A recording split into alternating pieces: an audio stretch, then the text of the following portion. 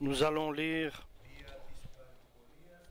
de l'épître aux Corinthiens 2.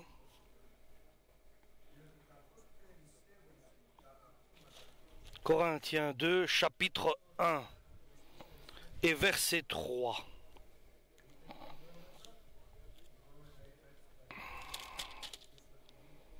Louons Dieu, le Père de notre Seigneur Jésus-Christ, le Père riche en bonté, le Dieu qui accorde le réconfort en toute occasion. Il nous réconforte dans toutes nos détresses, afin que nous puissions réconforter ceux qui passent par toutes sortes de détresses, en leur apportant le réconfort que nous avons nous-mêmes reçu de lui. De même, en effet, que nous avons abondamment part aux souffrances du Christ, de même nous recevons aussi un grand réconfort par le Christ. Si nous sommes en difficulté, c'est pour que vous obteniez le réconfort et le salut. Si nous sommes réconfortés, c'est pour que vous receviez le réconfort qui vous fera supporter avec patience les mêmes souffrances que nous subissons. Ainsi, nous avons un ferme espoir à votre sujet, car nous le savons, comme vous avez part à nos souffrances, vous avez aussi part au réconfort qui nous est accordé. Nous voulons en effet que vous sachiez, frères, par quelle détresse nous avons passé dans la province d'Asie. Le poids en a été si lourd pour nous, si insupportable, que nous désespérions de conserver la vie. Nous avions l'impression que la peine de mort avait été décidée contre nous. Amen pour la parole du Seigneur. L'apôtre Paul écrit une lettre de Philippe aux Corinthiens. C'est la deuxième lettre aux Corinthiens. Et auparavant, il est passé par une détresse terrible. Terrible détresse et expérience. L'apôtre Paul, il était dans le désespoir de la vie. Il disait en lui-même, « Je n'en peux plus de voir ce que je vois, d'entendre ce que j'écoute, je n'en peux plus. Je n'en peux plus. Je suis découragé. » Et c'était quoi? Quelque chose de très important lorsqu'il était à Éphèse. Et là, le Seigneur œuvrait avec lui, lui qui était oint, qui était consacré de Dieu. Il avait l'onction de Dieu.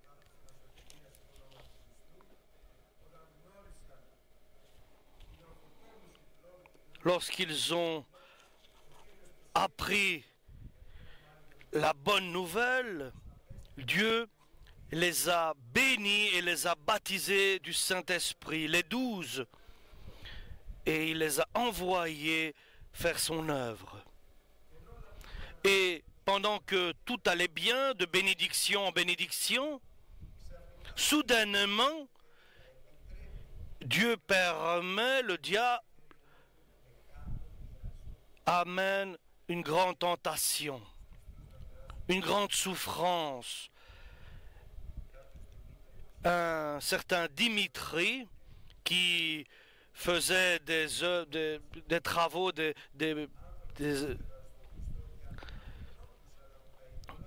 idoles en pierre, il fabriquait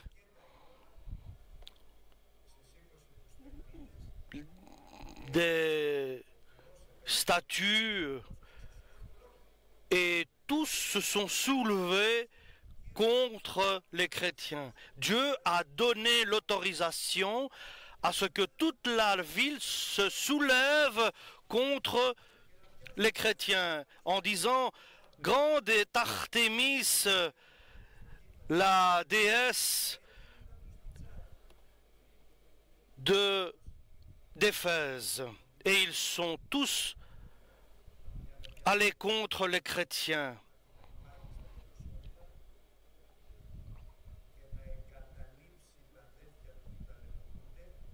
Et il est resté là avec eux pour souffrir avec eux.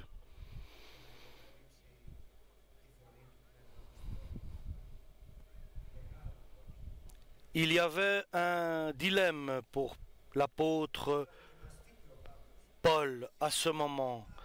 Quelle voie va-t-il suivre et écouter?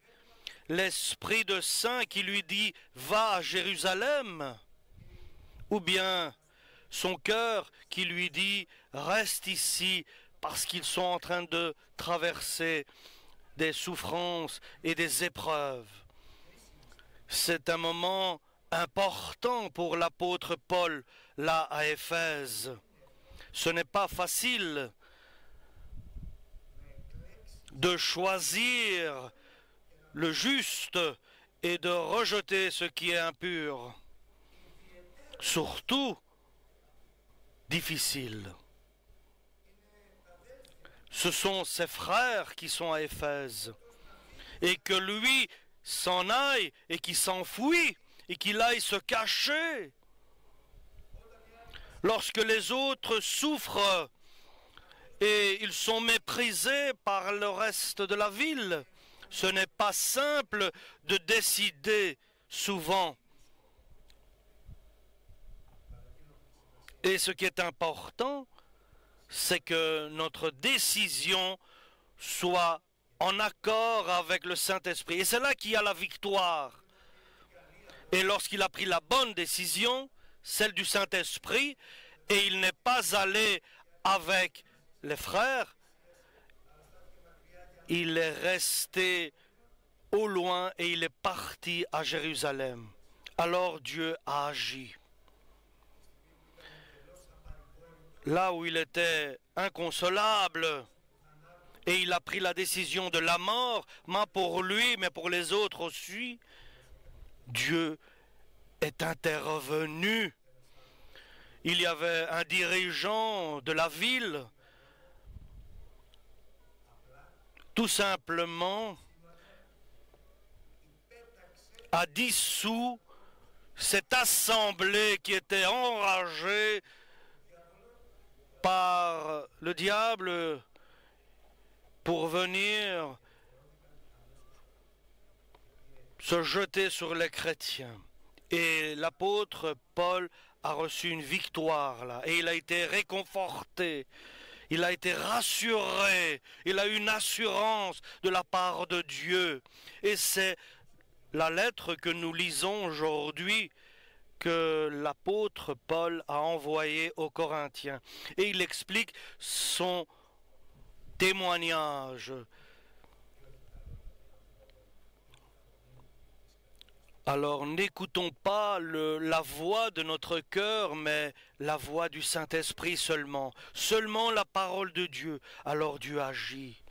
Oui, chers frères et sœurs, et maintenant avec assurance et avec connaissance, nous avons affaire à un Dieu céleste qui est tout-puissant. Et il dit, louons Dieu le Père de notre Seigneur Jésus-Christ, le Père de notre Seigneur Jésus-Christ. Louons Dieu, le Père éternel. Le Père est riche en bonté. Il a de la compassion. Il a de la bonté éternelle. Et cette bonté vient du Père. Le Père est bon. Et le Dieu qui accorde le réconfort en toute occasion. Et nous devons faire attention à cela. Oui, il réconforte, il console dans toutes circonstances. Alléluia. oui, par Jésus-Christ, oui, par le Saint-Esprit, mais par le Père. Oui, le réconfort vient du Père. Et où vais-je rencontrer le Père pour être réconforté, consolé? Dans la prière, là où je prie Dieu, là je rencontrerai mon Père, celui qui me réconforte en toute occasion. Imaginez comment l'apôtre Paul priait pour eux. Comment l'apôtre Paul priait au Père pour eux, pour qu'ils reçoivent de la force, du courage, pour pouvoir continuer l'œuvre auquel il avait été appelé. Alléluia. Et il confesse. Il dit, ce Père qui réconforte dans toutes nos détresses, dans chaque détresse, pas dans les petites détresses, mais dans les grandes et comme dans les petites, il nous réconforte, il nous console, alléluia.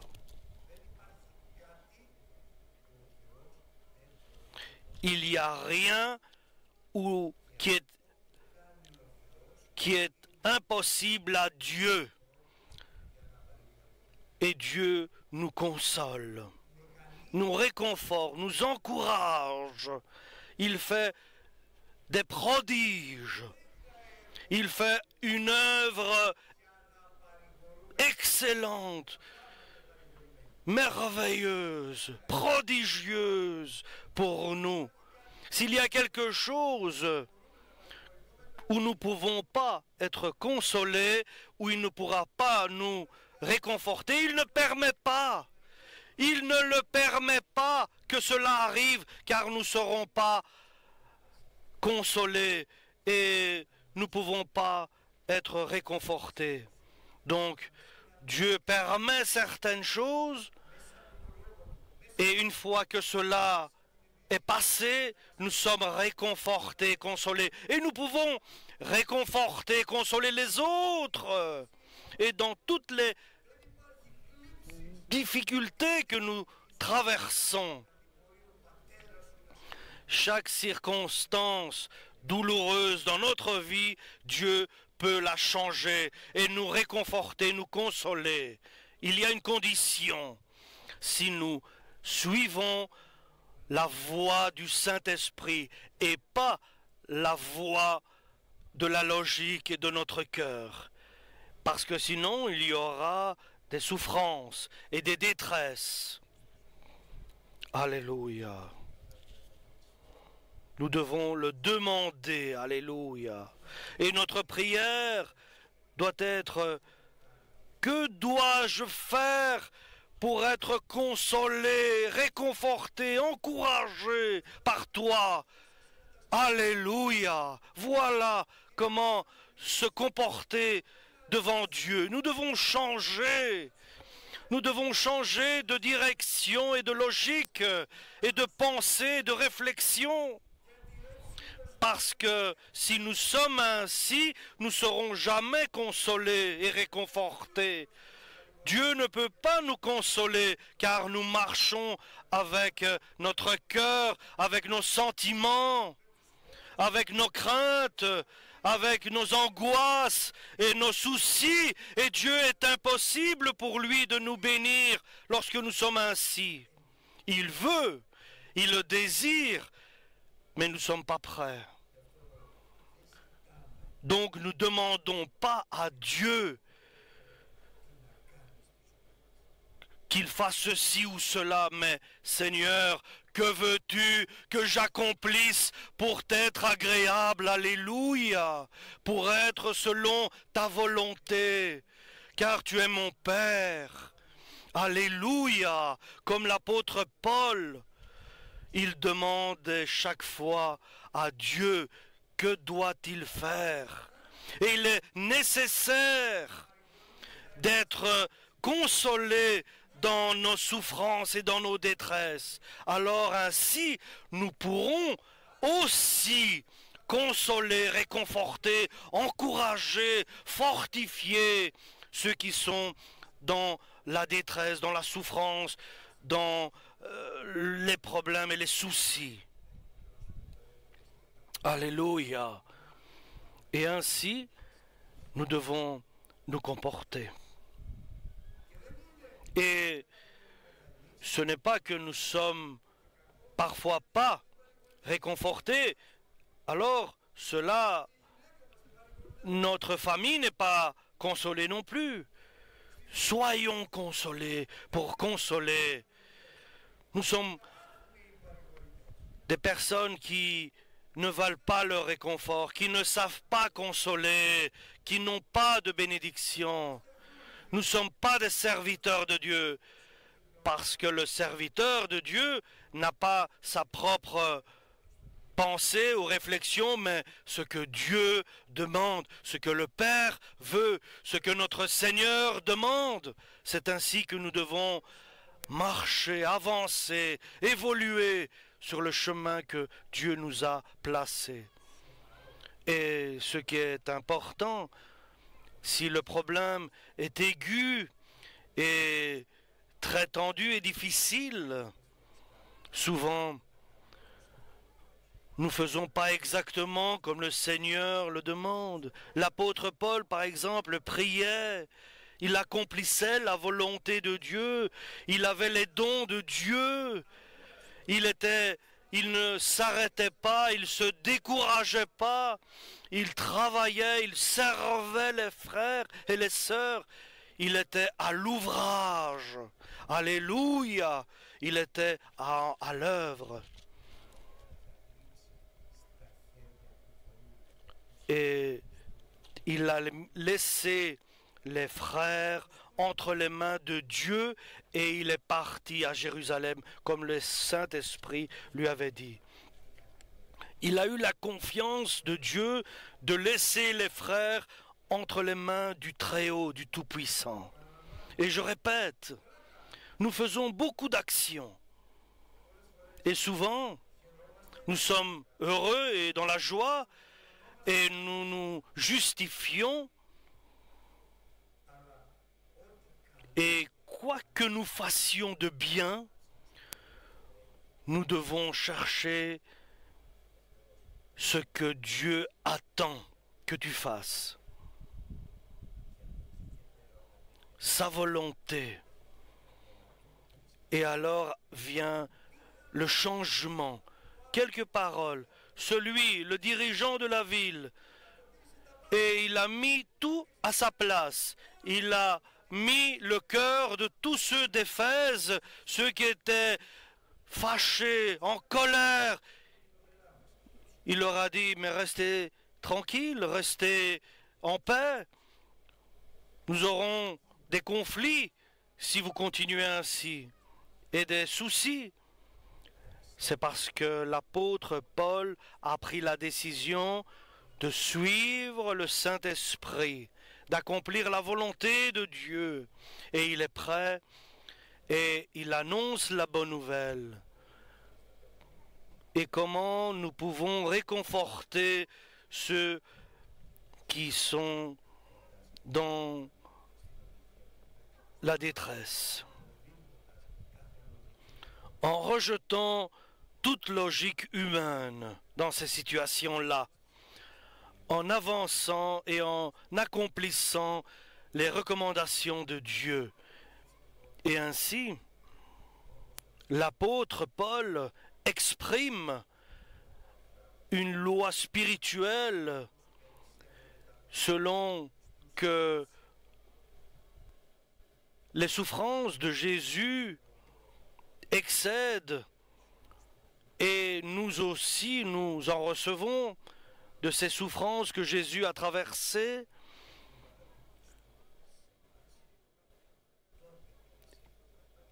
Ainsi, le réconfort de notre Seigneur nous abonde pour que nous puissions réconforter les autres. Et lorsque nous marchons sur le chemin étroit et difficile, Dieu est avec nous. Si nous agissons seuls, le réconfort de Dieu s'arrête. Comment nous pouvons nous transporter d'un comportement à l'autre? Que veux-tu que je fasse, Seigneur? Je ne veux pas accomplir ce que je veux moi-même, mais ce que toi tu désires. Éclaire-moi, Seigneur. Dirige-moi. Alléluia. Enseigne-moi, Seigneur, à accomplir tes commandements. Ô Seigneur, donne-moi cette éducation à accomplir ta volonté. Alléluia. Et ce qui va métamorphoser notre vie et de la détresse au réconfort et de la faiblesse au courage.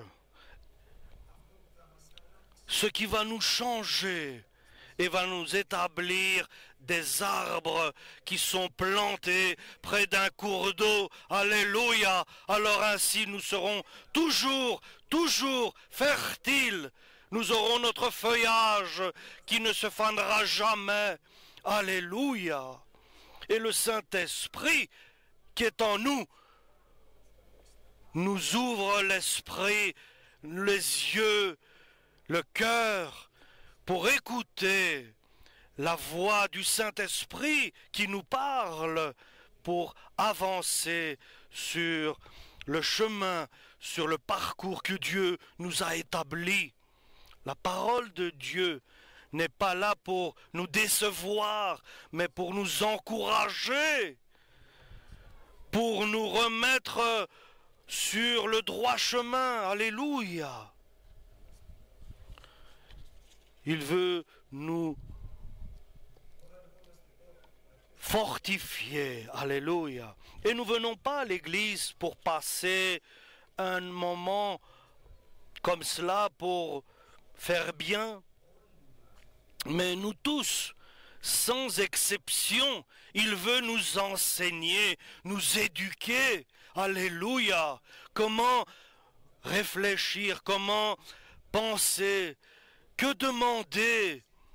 Demandez, vous ne recevez pas, car vos requêtes, c'est pour votre bien-être personnel. Il le sait. Demandons pour plaire à Dieu. Cherchons à faire plaisir à Dieu notre Père. Donnons notre vie naturelle, tout à Dieu. Tout appartient à Dieu, alléluia. Nous sommes un serviteur de Dieu. Et le serviteur appartient à son maître. Et notre maître, c'est Dieu, le Tout-Puissant. Nous n'avons pas de requête personnelle. Nous n'avons pas de demande. Mais ce que toi tu veux, Père, nous l'accomplissons. Le Père a le pouvoir sur nous de mort et de vie. Nous avons été emprisonnés par l'amour de Dieu. Nous sommes, alléluia, enchaînés par son amour. Et cela nous fait du bien. Nous aimons Dieu, alléluia. Et il nous a amenés dans son trésor. Il nous a amenés dans le ciel, là où il a préparé la vie éternelle. Elle est déjà là, elle est déjà dans le ciel, notre place. Alléluia. Pour nous, pour notre famille, le royaume de Dieu est déjà là, ici sur la terre. Le royaume de Dieu s'est approché de nous, il est en nous. Recevons le réconfort de Dieu pour transmettre la consolation dans toutes les détresses que nous traversons. Le chrétien a une vie bénie et en même temps une vie glorieuse, une belle vie remplie d'épreuves et de difficultés. Vous êtes des enfants de Dieu, des héritiers et co-héritiers de Jésus. Si vous souffrez avec Jésus-Christ, si vous traversez les épreuves avec Jésus. Et comment traversons ces épreuves? En cherchant la voie du Saint-Esprit qui est notre guide. Il est notre orientation, c'est lui qui nous dirige. Alléluia. L'apôtre Paul, en continuant la loi spirituelle qu'il a dans son cœur, il dit, même si nous souffrons, même si nous sommes consolés, réconfortés, cela se fait pour le salut des autres. Nous sommes consolés, nous sommes dans la détresse. C'est parce que le Seigneur veut nous réconforter pour que nous puissions à notre tour consoler les autres. Alléluia. Il est très difficile de ne pas pouvoir réconforter et consoler comme il faut. Et combien Job a été malmené par les 3 consolateurs qui n'étaient en fait de mauvais consolateurs. Alléluia. Il a souffert. Et ces 3 consolateurs n'avaient pas demandé à Dieu pour pouvoir consoler Job, mais ils allaient par leur propre force, par leur propre pensée, réflexion logique. Et Éliou, le prophète, arrive et il les a entendus.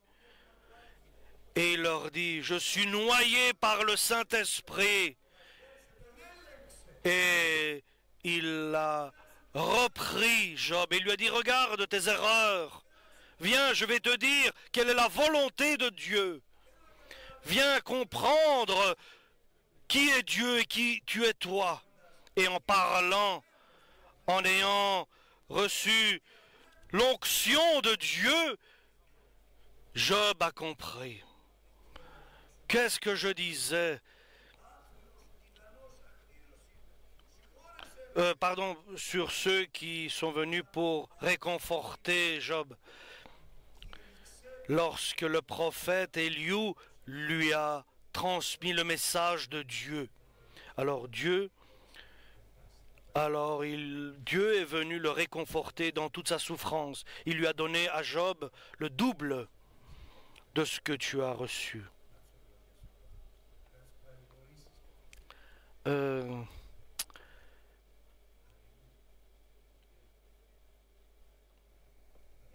Et Dieu a donné à Job de donner le réconfort aux 3 consolateurs qui étaient mauvais. Ils n'avaient pas les bonnes paroles. Soyons comme Éliou le prophète, inondés du Saint-Esprit. Alléluia. La voix d'Éliou. Une vraie consolation et un réconfort absolu pour Job et aussi un pardon pour les 3 mauvais consolateurs.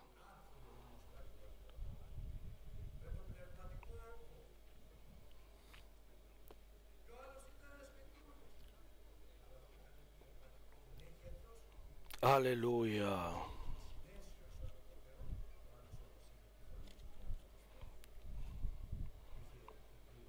Éliou avait la grâce de Dieu. Il était rempli du Saint-Esprit. Par contre, les 3 mauvais consolateurs de Job avaient leur logique et leur sensibilité.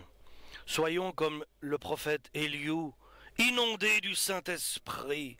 Et l'apôtre Paul conclut, nous sommes certains que vous communiez, vous êtes dans la communion avec les détresses de Jésus, cela se tourne en bien.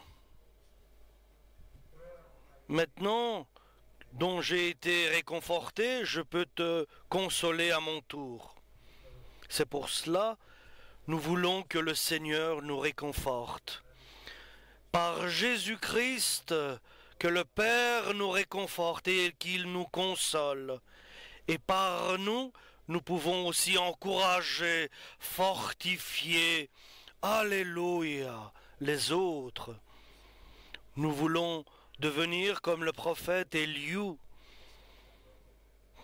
par les paroles, fasse que nous soyons petits et importants par ta parole, dans ton service, dans ton œuvre, dans ton ouvrage. Alléluia. Ne soyons pas grands, mais sans Dieu, sans l'Esprit Saint. Oui, cherchons à nous